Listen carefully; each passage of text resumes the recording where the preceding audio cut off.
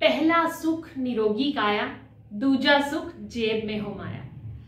और आजकल हालात कुछ ऐसे हैं कि रोगों का भय भी है और जेबें खाली होने का भी।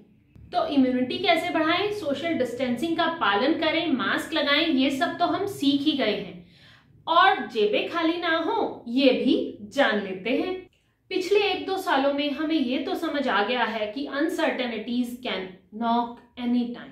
Yes, we are going to discuss here the first step of financial planning, that is building the emergency fund. नमस्कार, मैं हूँ Deepshikha and my goal is to make you financial worry free, to sleep peacefully with no financial worries.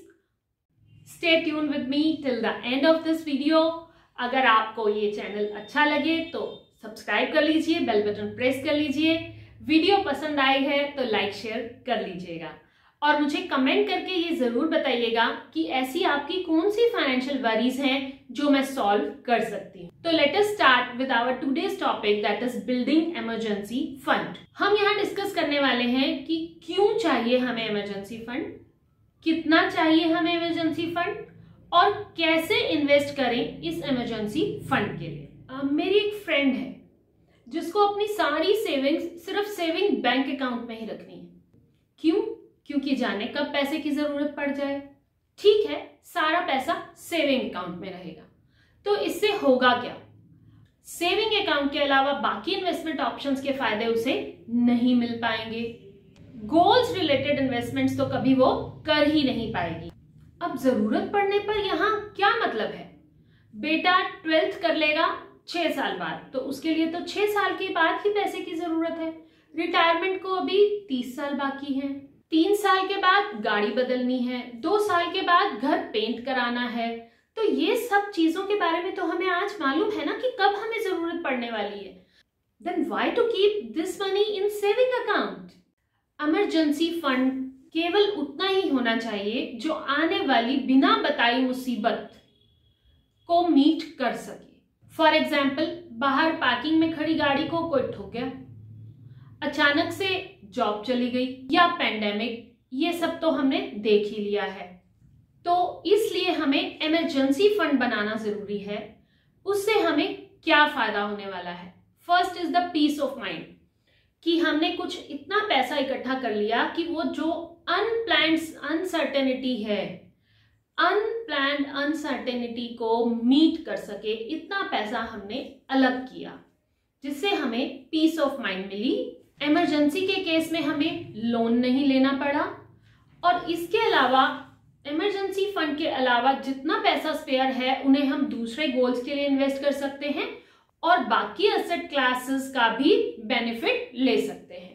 तो इसलिए हमें सबसे पहले emergency fund को अलग करना होगा। अब कितना इमरजेंसी फंड चाहिए ये देख लेते हैं। Ideally 6 months monthly expenses are considered good as a emergency fund. यानी इमरजेंसी फंड में हम कितना पैसा रखें, जितना हमारा मंथली एक्सपेंस है ना उसको 6 टाइम मल्टीप्लाई कर दीजिए और वो पैसा अलग से सेविंग अकाउंट में रख दीजिए। Suppose you have dependent parents, तो ये पैसा कुछ ज्यादा हो सकता है। On the other hand, spouse is also working, then you have 2 earning hands, तो ये पैसा 3 months एक्सपेंस को कलेक्ट करके भी रखा जा सकता है फॉर इमरजेंसी फंड। अब ये पैसा इन्वेस्ट कहाँ करें? Where to invest this emergency fund? Saving account is the very common option और you can go for FDs also. आज की डेट में फ्लेक्सी एफडी की ऑप्शन भी अवेलेबल है।